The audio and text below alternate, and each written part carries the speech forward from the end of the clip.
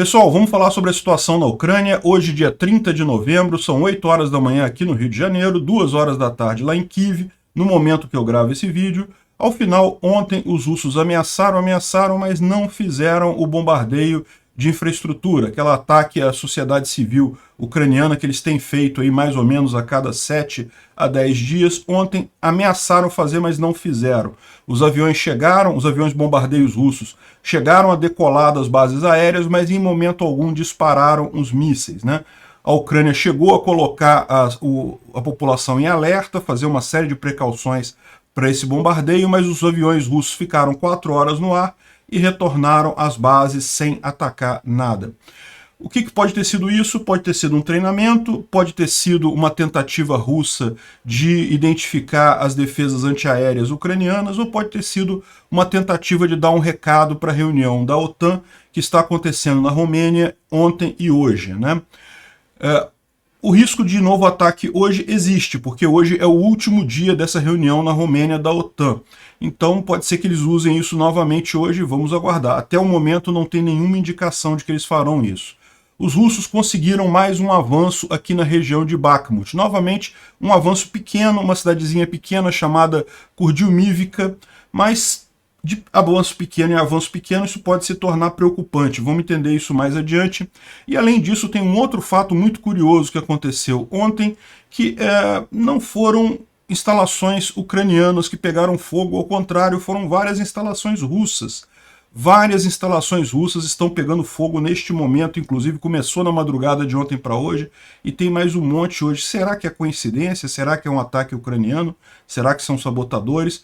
Vamos entender esses assuntos em detalhes, esses e outros assuntos. Essas notícias foram sugeridas por Paulão Guedes, Estação Verão e várias outras pessoas. Obrigado aí ao pessoal que sugeriu as notícias. Obrigado a você que está assistindo o nosso vídeo. Se você gosta do nosso conteúdo, por favor, deixe o seu like e se inscreva aqui no canal, né? Então, começando a história, justamente aqui uma comunicação russa aqui, tirada de um Telegram russo, né?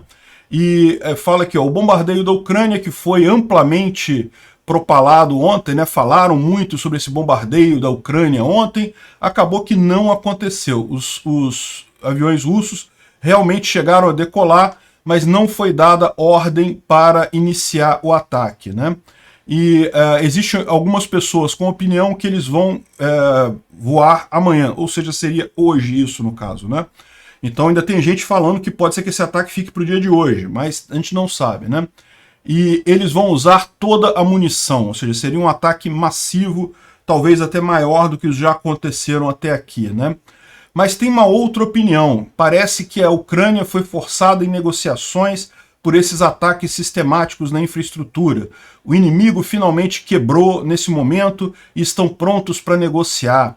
E congelar as linhas de frente para eles pode ser melhor do que congelar os apartamentos altos em Kiev, né? E daí ter que evacuar milhões e milhões de ucranianos, né? E nós ganhamos tempo. Agora, outra questão que a gente tem que entender é, será que vale a pena a gente congelar a linha de frente agora, justamente nesse momento que a gente está avançando? Isso são os russos falando, tá? De fato, a gente vai ver que os russos conseguiram um pequeno avanço lá em Bakhmut, é preocupante isso, mas foi um avanço pequeno também, não é uma coisa também para comemorar isso, né?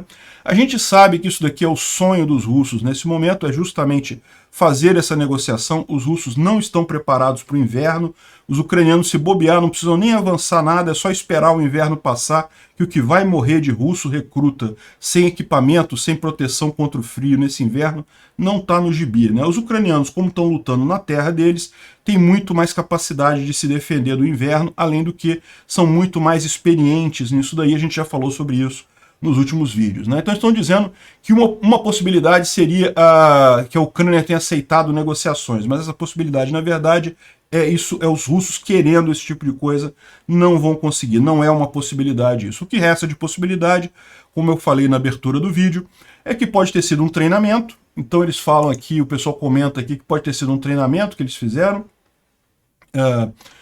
em tese, né, podem estar planejando realmente um ataque hoje, daí fizeram um treinamento ontem. Aliás, uma curiosidade, o pessoal me esclareceu nos comentários do vídeo de ontem o porquê desses mísseis serem lançados a partir de aviões, né? De fato, os mísseis poderiam ser lançados de terra, só que daí eles têm que gastar combustível para ganhar altura, para caminhar até o lugar da explosão e até chegar lá. Então, como gastariam muito combustível para levantar voo, eles preferem levantar voo com um avião, então não precisa nem sair o avião do lugar, só fica no alto, e dali eles lançam os mísseis. Como os mísseis já estão no alto, eles já gastam muito menos energia, né? Já não tem que queimar combustível para chegar no alto e fazer o resto da trajetória deles, né? Então essa é a explicação do porquê deles lançarem esses mísseis dos aviões, apesar do que os aviões sequer entram no território ucraniano, né? A base de Engels, que é onde sai a maior parte desses aviões que bombardeiam a Ucrânia, em algum lugar por aqui, eles só levantam voo sobre o Mar Cáspio aqui e disparam os foguetes, os diversos mísseis aqui, que vão atacar a Ucrânia nessa região, né? Não precisam nem andar até a Ucrânia para atingir o míssil, para lançar os mísseis. A explicação é essa. Enfim, eles poderiam estar, então, treinando os bombardeios para isso, é uma possibilidade. Outra possibilidade que levantaram é que talvez fosse uma espécie de uma tentativa de ver as defesas antiaéreas ucranianas, né? Talvez eles estivessem vigiando com satélite e ameaçaram ir e ficaram vendo onde é que mexia alguma coisa lá no solo, que pode ser onde estão as defesas antiaéreas ucranianas. Se é isso, eu espero que os ucranianos estejam cientes e movam essas defesas antiaéreas nesse meio tempo de ontem para hoje. Mas eu não sei se dá para detectar com imagem de satélite, com alguma coisa assim, né? Enfim, é uma possibilidade. A outra possibilidade, que eu acho muito mais provável, é justamente que tenha sido uma espécie de ameaça para a OTAN, né? A Rússia quer forçar os países da OTAN a forçarem a Ucrânia a fazer o acordo de paz. É tudo que os russos querem neste momento. Eles sabem que estão com um exército desorganizado, despreparado para o inverno, então eles precisam de um cessar-fogo o mais rápido possível. Então pode ter sido uma ameaça para tentar forçar negociações mesmo, e não acredito que isso vá ter efeito. Então é sim possível que hoje, como é o último dia da reunião lá na Romênia, os russos façam um novo bombardeio, ou hoje ou amanhã, não sei, dessa vez para valer, né, para justamente fazer valer a ameaça deles. Negociação não vai ter, né?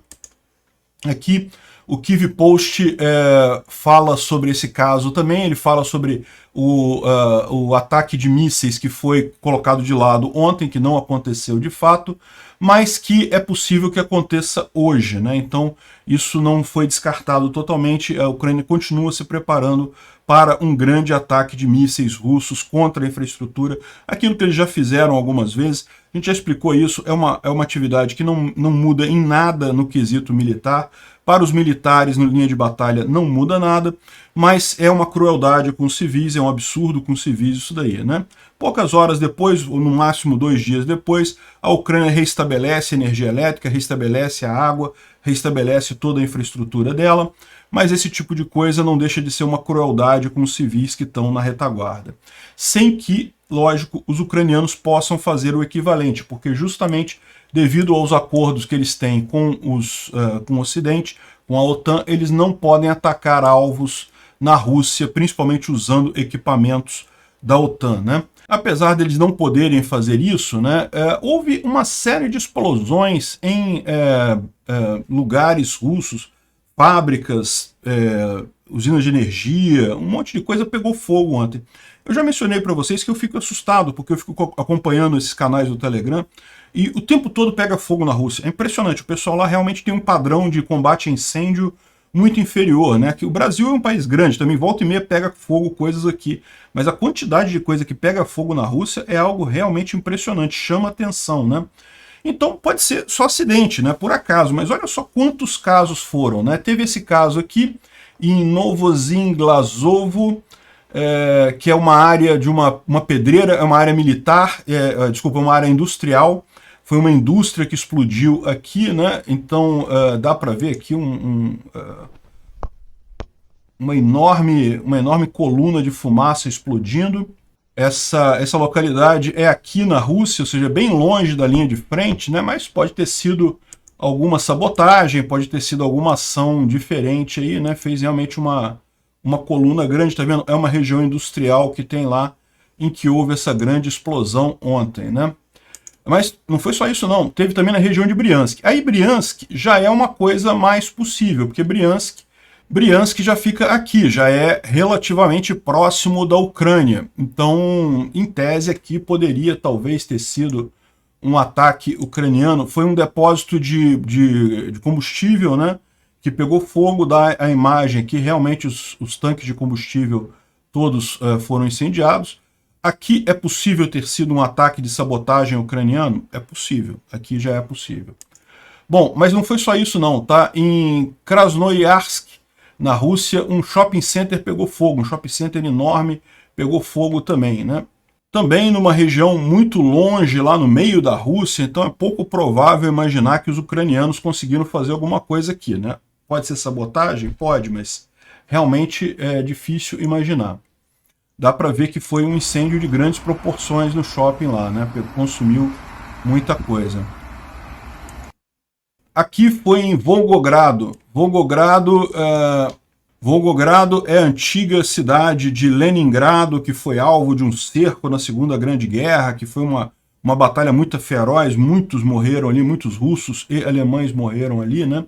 Depois a cidade foi renomeada para Volgogrado. Fica aqui, fica relativamente perto da Ucrânia. Ainda assim, é pouco provável que tenha sido isso, né? Dá para ver a nuvem grande de fumaça aqui em Volgogrado, e o que aconteceu foi isso daqui, ó. É uma indústria de plástico, né? Um galpão, um armazenamento de produtos de plástico que pegou fogo, né? E esse negócio também tem que levar em conta que essa fumaça toda é justamente porque plástico realmente gera muita fumaça, né? Mas dá para ver que é um galpão grande, né? Um depósito grande, e está pegando fogo completamente. Para estar com fogo aqui no teto é porque deve estar tudo destruído ali por dentro, né? Bom, e não foi só isso. O pior caso de todos aconteceu hoje cedo. Foi na cidade de Perm, na Rússia, né? Perm fica aqui, né? Então muito longe para ser uma ação dos ucranianos aqui.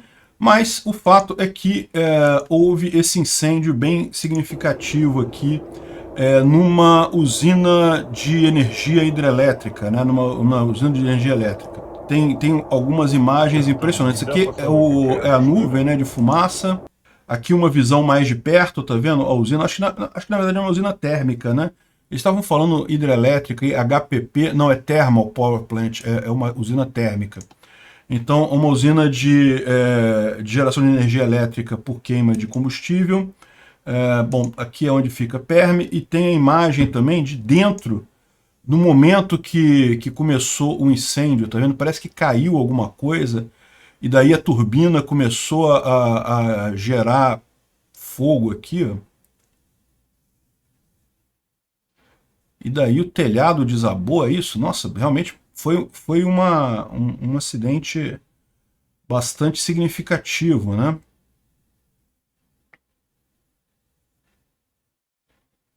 Parece que a coisa toda está pegando fogo por aqui. Enfim, isso pode ter sido acidentes, né? Nada indica que foi alguma ação ucraniana. Pode ter sido acidente, pode não ter sido acidente, mas repara a quantidade de coisa que tem, né? Foi realmente muitos incêndios ao mesmo tempo. É possível que pelo menos alguns desses sejam devido à ação ucraniana, né? A maior parte deve ter sido acidente russo mesmo. Aqui tem outra imagem lá de Perm, né? Da planta lá em Perm. Tem um outro vídeo aqui também mostrando o incêndio. Não, esse aqui é o primeiro vídeo que a gente viu. Aí tem essa foto aqui do incêndio lá em Perm, né? E esse tipo de coisa, aqui está mais reportagens sobre o incêndio lá em Perm. Aqui está falando que já é a quarta ambulância que chega no local, então, ou seja, devem ter havido feridos, né? Deve ter acontecido feridos aí nessa explosão. Não é algo que deva afetar a distribuição de energia elétrica na Rússia como um todo. Afinal, a Rússia tem várias usinas hidrelétricas, várias termoelétricas, várias nucleares, então é muito pouco provável que isso tenha afetado alguma coisa. Mas, de qualquer forma, é impressionante você ver aqui, foram 4 grandes explosões, 4 grandes incêndios em lugares diferentes da Rússia em um único dia, né? Bom, vendo a frente de batalha de fato, né, a gente tem a informação de que os ucranianos perderam Kurdyumivka, uma cidadezinha ali próxima a Bakhmut. Vamos entender a importância disso? A notícia aqui, na verdade, fala que um grupo de ucranianos, de soldados ucranianos, que estava cercado na cidade, conseguiu fugir do cerco, conseguiu escapar do cerco e não foi capturada pelos russos, né? Mas é lógico, isso aqui implica que os ucranianos perderam a cidade de Kurdyumivka, né? Então, Kurdyumivka é isso daqui. Aqui, segundo a informação do oficial ucraniana, os russos apenas disseram que estão em controle da cidade, mas ainda não está confirmado isso, mas de qualquer forma parece ser a verdade de fato, e faz todo sentido, porque lembra, a gente mencionou para vocês que outro dia mesmo, né, os russos conseguiram tomar Ozarianivka, que é uma pequena vilazinha aqui que não faz muita diferença, mas como eu falei, sempre que você tem um breakthrough desse, que você quebra a linha de defesa ucraniana, a linha de defesa está muito organizadinha aqui, muito certinha aqui. No que quebrou um lado dessa linha de defesa, aquilo vai permitir outros ataques em seguida, né? E foi de fato o que aconteceu, né? Parece que essas duas cidades aqui, elas estavam se ajudando uma à outra, né? Ou seja, os ucranianos conseguiam manter uma defesa muito firme aqui, justamente porque o grupamento que estava em Ozarianivka apoiava Kurdyumivka e vice-versa, né? Então você tinha esse apoio mútuo aqui. No que os russos conseguiram tomar Ozarianivka, conseguiram expulsar os ucranianos daqui, logo em seguida conseguiram tomar Kurdyumivka, né, que é essa outra cidade que ficou sem proteção, né? Aí você pode falar, pô, caramba, mas isso aqui ainda está longe de Bakhmut, né? Bakhmut está aqui em cima, olha só, muito longe. Mas é aquilo que eu falei para vocês, os russos estão desde julho tentando invadir Bakhmut, né? Tentam pela frente, tentam por aqui, por Optin e Ivanhard, e tentam aqui por Soledar, e aqui em nada eles conseguem avançar. Então eles estão começando a ficar criativos, né? Estão começando a vir aqui embaixo, para justamente tentar pegar essa outra cidade aqui de Andrivka agora, porque agora eles têm a vantagem que eles estão aqui, podem pegar esse outro destacamento ucraniano aqui na retaguarda, talvez Klizlivka, e aí eles chegam a Bakhmut, né? Então, ou seja, esse é o plano dos russos para tomar Bakhmut. Eles forçaram aqui ao sul, bem ao sul, conseguiram uma pequena quebra aqui e agora estão avançando. É preocupante isso, tá? Os ucranianos já mandaram mais reforços para cá. A gente imagina que isso pode acontecer, como já aconteceu em várias situações, dos russos avançarem, os ucranianos retomarem a área logo em seguida. É bastante possível. Vamos aguardar para ver como é que é isso daqui. Por hora não é nada significativo, mas é um ponto de atenção importante essas duas cidades aqui, né? Além disso, o que a gente teve de novidade na linha de frente foram justamente a quantidade enorme de posições defensivas na M14 lá no Oblast de Kherson, né? As imagens de satélite mostraram um monte de posições defensivas que os russos estão criando aqui. Então a gente está falando... sim, só para deixar claro, não houve grandes mudanças no resto da linha de frente, tá? É lógico, há sim várias batalhas, várias brigas e coisa e tal, mas não teve nenhuma mudança significativa. Essa foi o ponto particularmente significativo, né? E aqui o que eles estão chamando a atenção, a M14 é essa via aqui, ó, M14, tá vendo? É a via que cruza, na verdade, aqui toda a margem leste do Oblast de Kherson, a margem leste do Dnipro, né? Que está ainda controlada pelos russos. E eles estão fazendo fortificações aqui em vários lugares. É realmente curioso o número de barreiras que eles estão colocando ao longo da estrada, né? Ou seja, o que eles estão imaginando, né? Isso está parecendo que é isso que os russos estão visualizando, que os ucranianos vão vazar aqui por Antonivka ou por Nova Kakhovka e vão vir aqui por essa estrada, avançando aqui, tentando chegar na região aqui central de Melitopol, né, na região central aqui do Oblast de Kherson, né? Aparentemente é isso que os russos estão vendo como possibilidade, né? Esse trechozinho aqui é um trecho relativamente pequeno e já tem 3 fortificações russas aqui, com barreiras, com proteção e coisa e tal, e esse daqui é exatamente, ó, bem depois de Nova Kakhovka. É bem nessa região aqui, ó, antes de Nizhny Syrohozny, nessa região aqui, um pouco antes dessa cidade, nessa região por aqui, né? curioso isso, ou seja, parece que realmente os russos estão levando a sério a situação dos ucranianos atravessarem o rio e continuarem a ofensiva por aqui, né? Bom, ontem a gente teve mais uma live com o Arestovich, que ele sempre traz algumas informações muito interessantes aqui. Ele fala que em Kherson continuam os duelos de artilharia, mas não tem nenhum avanço, né? Agora, segundo eles, os ucranianos tiveram mais sucesso e atingiram pelo menos 2 grandes forças russas nas últimas 24 horas, né? Sempre que a gente mencionou isso outro dia, os russos têm, justamente como são recrutas, não são tão experientes na guerra, acabam cometendo o erro fatal de se agrupar numa mesma região para dormir, por exemplo, para passar a noite, para fazer o acampamento. Os soldados mais experientes sabem que tem que se dispersar para não chamar atenção e não virar um alvo único, né? Os novatos, os mobilizados, primeiro que não têm experiência, segundo que não tem tantos equipamentos assim, então acabam dormindo todo mundo junto no mesmo lugar e viram um alvo fácil para os ucranianos. Em Vuhledar chegou os reforços ucranianos e a defesa lá está mais tranquila, né? A Rússia parou de falar em Vuhledar nos reportes militares delas, porque no final das contas foi uma falha. Tentaram e não conseguiram. Vuhledar, vocês lembram, é nessa região aqui, né? Os russos estão tentando proteger essa estrada de ferro que passa aqui, que agora ficou algo de vital importância para eles, né? Então tem grandes forças ucranianas nessa região aqui e os russos tentaram afastar. Aí ele fala aqui em Marinka, Horlivka e Avdiivka, que é essa região logo em seguida aqui, logo aqui próximo a Donetsk. As tropas russas estão tentando cortar a estrada que supre, né, Horlivka, mas provavelmente vão falhar, né? O que ele está falando aqui? Horlivka, na verdade, é essa área que já está ocupada aqui, mas isso daqui tudo é subúrbio de Horlivka. E ainda está... Horlivka é uma cidade muito grande ali em Donetsk, né? E aqui ainda está em controle ucraniano. Então, provavelmente, o que eles estão falando é justamente a tentativa de cortar essa estrada aqui para suprir as tropas por aqui, mas não vão conseguir grandes coisas. Aqui é a cidade de New York.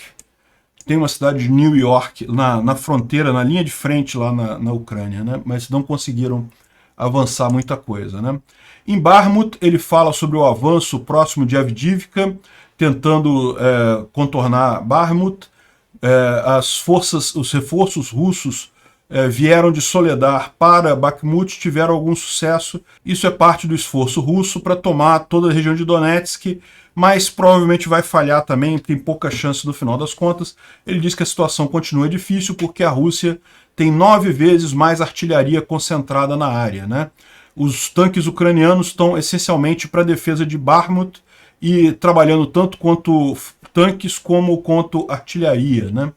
Bom, o que ele está dizendo aqui é que Soledar, que é a parte aqui mais em cima, né? Bakhmut fica aqui. Uma das tentativas russas muito fortes aqui na região era justamente tomar Soledar, que é essa cidade aqui, para tentar chegar em Bakhmut pelo norte, né? Aparentemente o que ele está dizendo ali é que os russos tiraram as tropas daqui e colocaram aqui justamente para conseguir esse push adicional e tomar essa cidadezinha aqui, para tentar vir pelo sul, né? Se isso vai resultar em alguma coisa, a gente vai ver ainda, mas o Arestovich acha que não vai dar em nada isso daí, né? Em Svatov e Kremina existem reportes de ucranianos avançando em algumas áreas, mas tudo operações táticas, não tem nenhuma grande mudança na linha de frente. E aqui ele fala sobre a questão do bombardeio em alvos civis, né? A Rússia está preparando um ataque massivo de mísseis e ela provavelmente está treinando ou preparando outro grande ataque de mísseis na infraestrutura ucraniana, né? Os aviões russos ficaram no ar por 4 horas, levando ao alerta de ataque aéreo na Ucrânia, mas o ataque não aconteceu. Simultaneamente, aviões russos Il-22, que são aviões de monitoramento, né, estavam no ar, provavelmente vigiando e tentando identificar defesas antiaéreas ucranianas que massivamente diminuíram a eficácia dos ataques russos, né? No último ataque, vocês lembram, os russos lançaram 90 mísseis e 70 foram interceptados pela defesa antiaérea ucraniana. os russos não têm tantos mísseis assim. Se cada ataque deles, a maior parte dos mísseis for destruída, isso vai acabar não conseguindo, eles não vão ter mísseis suficientes para destruir a infraestrutura ucraniana, como é o objetivo deles, né? E ele fala aqui sobre os ataques em Kursk, que parece que teve ataques ali na região de Kursk, e aí ele está falando aqui que provavelmente isso foi uma briga entre a República Popular de Kursk e a República Popular de Belgorod. Aí é a brincadeira que ele está fazendo, né? Porque se você olhar aqui, né, dentre os vários ataques que teve ontem, aqui tem duas cidadezinhas aqui na região de Kursk que estão sem luz, né? Ficaram sem energia elétrica devido a ataques militares. Provavelmente o ataque foi ucraniano, tá? Ele que está brincando aqui, dizendo que na verdade você tem isso foi ataque da República Democrática de Belgorod, que fica aqui, né? Belgorod está aqui, e a República Democrática de Kursk, que fica aqui, que são regiões da Rússia que querem se tornar independentes e coisa e tal. Ele está brincando com o fato de que a DPR e a LPR, né, República Popular de Donetsk, entre aspas, e a República Popular de Luhansk, que na verdade não existem isso, né, isso foi uma invenção russa para justificar a entrada das tropas deles, né. E a Ucrânia está lamentando essa derramamento de sangue e está oferecendo seus serviços como mediador nas negociações entre a KPR e a BPR. Bom, reunião da OTAN em Bucareste, na Romênia. O secretário-geral falou que a entrada da Ucrânia na aliança é perfeitamente razoável, mas talvez precise esperar até o fim da guerra. Eu não duvido que vai ser isso. Quando acabar essa guerra, quando a Rússia for finalmente expulsa do território ucraniano, a Ucrânia vai imediatamente ser aceita na OTAN. A OTAN está condenando os ataques da Rússia na infraestrutura crítica da Ucrânia, que deixa milhões de civis sem necessidade, sem o atendimento básico durante o inverno, e vai continuar apoiando a Ucrânia, né? E também deixaram claro que não vai ter negociação com a Rússia, né? O presidente da Alemanha deixou claro que não dá para reconhecer a anexação de territórios ucranianos por agressores russos. Não vai haver cessar-fogo, negociações de paz apenas depois da Rússia ser expulsa do território ucraniano, né? E ele está brincando aqui que o Putin é o melhor vendedor de armas da OTAN, né? Porque, no final das contas, está ajudando pra caramba a OTAN a crescer, a aumentar o número de países, né? A Suécia está entrando, a Finlândia está entrando, e também a OTAN como um todo está se armando muito, a indústria armamentista ocidental está ganhando muita relevância, né? Está aumentando muito de produção. Os Estados Unidos devem declarar, parece que estão fazendo ações para declarar o grupo Wagner um grupo terrorista, um grupo mercenário, né? O FBI começou a investigação, a coleta de dados sobre os mercenários do Wagner, e provavelmente isso vai ser declarado como um grupo terrorista, e isso é um problema, isso daí, né? É um problema para os russos, evidentemente, mais um problema para o grupo Wagner, né? Como a gente mostrou, ele está sofrendo ataques de vários pontos, inclusive suspeita-se que até o Putin está atacando o grupo Wagner ultimamente, né? O caso do prisioneiro, a gente vai falar de novo sobre aquele caso daquele prisioneiro que alegou que o Prigozhin era subalterno sexual dos prisioneiros lá na prisão, enfim, a gente vai falar mais sobre isso hoje. Ele fala também sobre a ajuda americana e alemã para restaurar a rede elétrica ucraniana, então eles estão prometendo aqui apoio disso daí, e estão negociando também mísseis de médio e longo alcance para a Ucrânia, né? Parece que foram retomadas negociações nesse sentido, né? Ele fala ainda sobre a China aqui, mas aí é outro assunto, né? O Instituto para o Estudo da Guerra, ele fala também sobre o avanço marginal próximo a Bakhmut, mas as forças parecem ainda improvável que consigam avançar na velocidade que os russos esperam, né? E uma outra coisa que é curiosa, que está falando aqui no Instituto para o Estudo da Guerra e em alguns outros pontos também, é que provavelmente os russos pararam de usar as formações de batalhão tático grupo, que é a organização padrão do exército russo, que é uma organização que junta várias forças na mesma unidade, né? E o que está acontecendo na guerra? Como muitos desses batalhões estão com uma quantidade muito pequena de pessoal, virou um monte de gente lutando, não tem mais uma organização fixa nisso daí, né? A gente não sabe se isso é uma decisão estratégica do Surovikin, né, o novo comandante das forças russas. Ele entrou em outubro, vocês lembram? Pode ser que ele tenha determinado essa reorganização, mas de qualquer forma parece uma coisa estranha fazer uma reorganização das forças a essa altura, no meio de uma guerra. Talvez seja alguma coisa temporária para o inverno, mas o que eles estão dizendo é justamente que parece que as decisões não estão indo mais na lógica do BTG, mas ao contrário tem feito isso numa lógica mais tradicional de comando do exército, né? Ou seja, com as forças separadas. Você ter artilharia, cavalaria, infantaria de forma independente, coordenando evidentemente, mas não mais numa formação de BTG. Aqui, a Euromaiden também está falando exatamente isso, que a Rússia provavelmente parou de usar essa formação de BTG segundo a inteligência britânica, né? O BTG é uma tarefa, uma task force, né? Que justamente eles conseguem fazer combates independentes porque já tem um comando local que direciona todas as armas para fazer uma ação ali, né? Tudo o comando é local. E aparentemente eles abandonaram esse tipo de coisa. Não dá para saber exatamente o motivo disso daí, né? Bom, a gente falou ontem sobre esse prisioneiro aqui, né? Que é um cara da máfia, russa. Parece que é uma pessoa conhecida, Sasha alguma coisa é o nome dele. E daí ele está mostrando aqui as tatuagens de prisão dele e dizendo que o Prigozhin, ele já tinha feito um outro vídeo ontem, né, que a gente falou. Eu não vou repetir os termos sexuais que eu falei ontem, porque não é necessário, vocês já sabem disso. A maior parte do pessoal aqui acompanha meus vídeos todos os dias. Então, mas basicamente ele está falando que o Prigozhin, que é o líder do grupo Wagner, ele era um pederasta, ele era um pedófilo, então ele teria, né, feito coisas erradas com crianças, e quando chega esse tipo de prisioneiro na cadeia lá na Rússia, isso não é incomum, aqui no Brasil também tem esse tipo de retaliação, esse tipo de pessoal é colocado para ser subserviente sexualmente aos outros presos, né? E daí ele fala que ele pessoalmente abusou do Prigozhin quando estava na cadeia, e na visão da hierarquia russa das prisões, que é para o pessoal não servir o Prigozhin, que estariam servindo a esse tipo a classe mais baixa dos soldados lá na cadeia, lá na Rússia, né? Então é uma coisa com bastante força isso daí.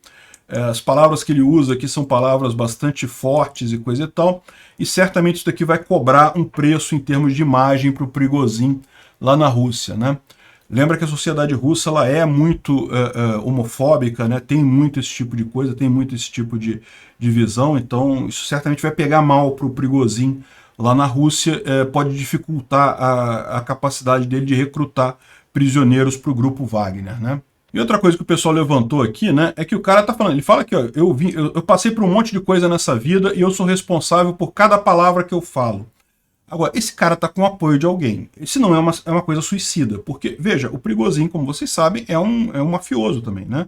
Ele comanda lá o grupo Wagner, o PMC, que tem um monte de soldados e certamente tem um monte de ligações com um monte de gente na Rússia. Se esse cara tá em algum lugar na Rússia, meu amigo, ele vai ser morto, vai ser identificado e vai ser morto. Mesmo estando no exterior, parece que ele está no exterior, seria complicado para ele, porque os russos têm muitos agentes por aí, e o próprio grupo mercenário Wagner, ele atua em vários países do mundo. Então, assim, o cara está sendo corajoso nisso daqui, ou então alguém está bancando ele, alguém botou ele lá e garantiu proteção dele, algum exército no exterior, alguma força grande no exterior, né? Realmente é curioso ver esse tipo de ataque. Ou pode ser até os próprios russos, como eu expliquei, né? Porque o Prigozhin estava se movimentando justamente para tentar tirar o Putin, né? Pode ser o próprio Putin manobrando nesse caso aqui para enfraquecer o Prigozhin. E aqui a gente tem uma outra situação do Prigozhin, que justamente o grupo Wagner está avançando lá em Bakhmut, né?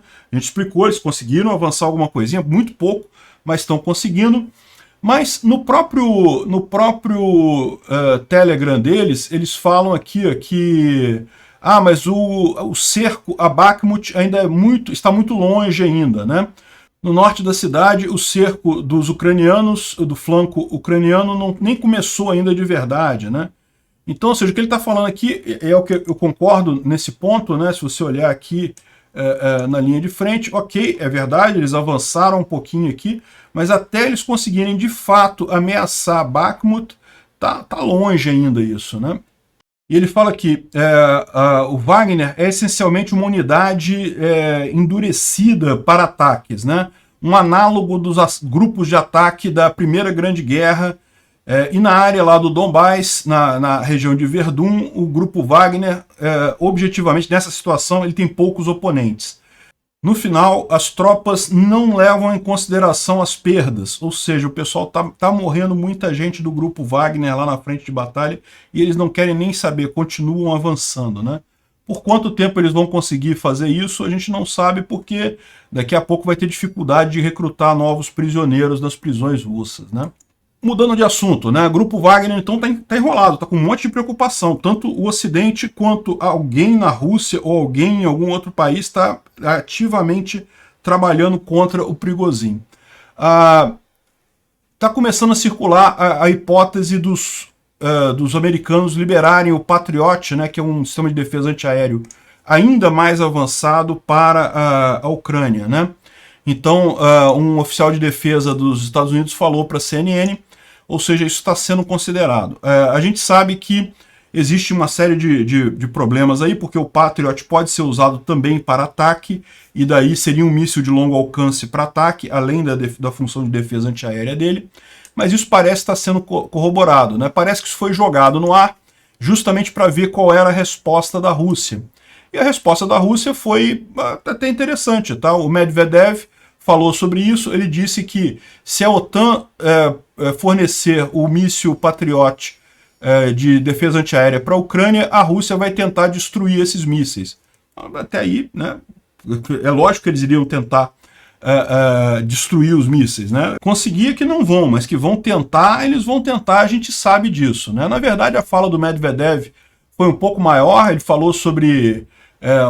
criticou a OTAN, falou um monte de coisa, que né, um absurdo, diz que a guerra é culpa da OTAN, que se não fosse a OTAN não teria tanta morte de civil. Olha que absurdo, o cara está atacando a Ucrânia, são eles que estão lançando bombas e matando civis na Ucrânia. Como é que pode ser culpa da OTAN? Não tem lógica nenhuma isso, né? A Rússia, a hora que ela quiser, ela para essa guerra, é só tirar todos os soldados da Ucrânia e acabou a guerra, não tem mais guerra, ninguém vai perseguir a Rússia dentro do território dela, né? E aqui, ó, deixa eu tirar minha cara daqui.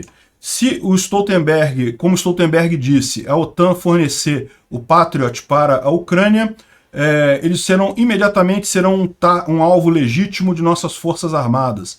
Eu espero que os impotentes do Atlântico entendam isso. Aqui não dá para entender se ele está dizendo, portanto, que eles iam atacar os mísseis Patriot ou se eles iam atacar os países da OTAN. Qualquer das duas coisas, né, eles podem até tentar, mas não vão conseguir ir muito longe nisso, né? Então, mais uma bravata. Ficou claro, no final das contas, que a Rússia não vai conseguir fazer muita coisa se a Ucrânia receber o Patriot, né? E aqui está a fala do Stoltenberg, em que ele falou que a gente não pode deixar a Rússia ganhar de forma alguma, porque se a Rússia ganhar, todo o mundo vai pagar um preço caro por isso, porque, lógico, isso vai legitimar o uso de força bruta por líderes autoritários em vários países. É o que eu falo desde o início. Muita gente está achando que essa guerra é uma guerra sobre Rússia e Ucrânia. Não é, no final das contas. Se a Rússia puder invadir a Ucrânia e o mundo não conseguir impedir isso, qualquer ditador maluco que tiver um bom exército vai se achar no direito de invadir o país vizinho.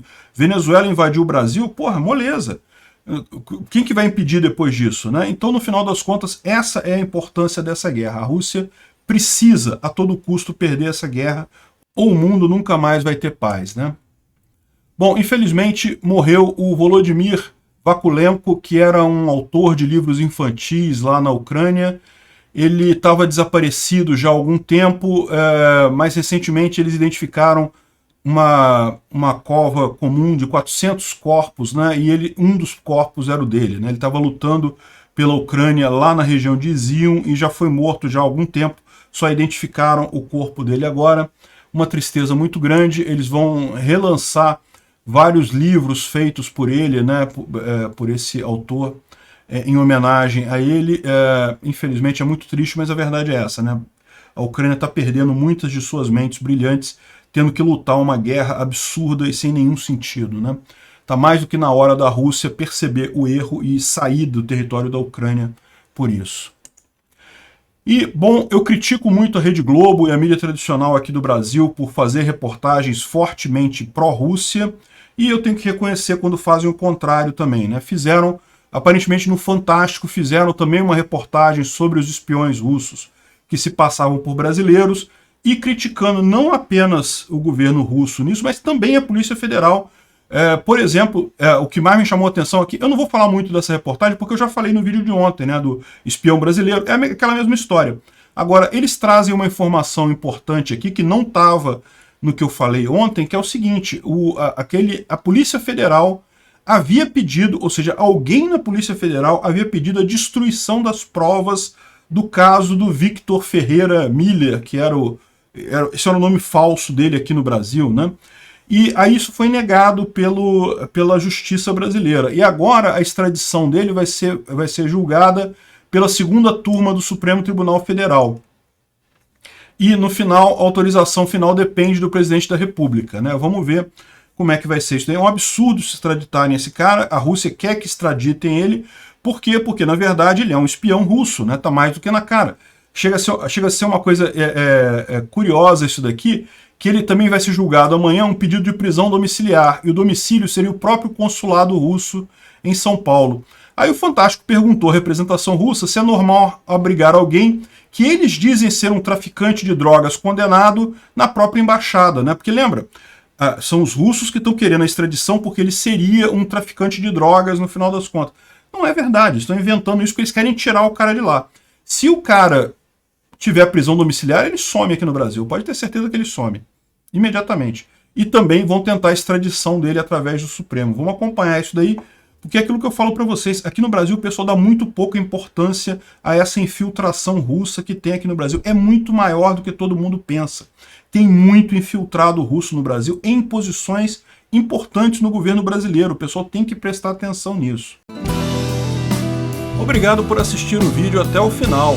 Além de curtir, compartilhar e se inscrever no canal, considere se tornar patrocinador com valores a partir de R$ 1,99. Clique no botão Seja Membro abaixo para saber as condições e vantagens de patrocinar o canal.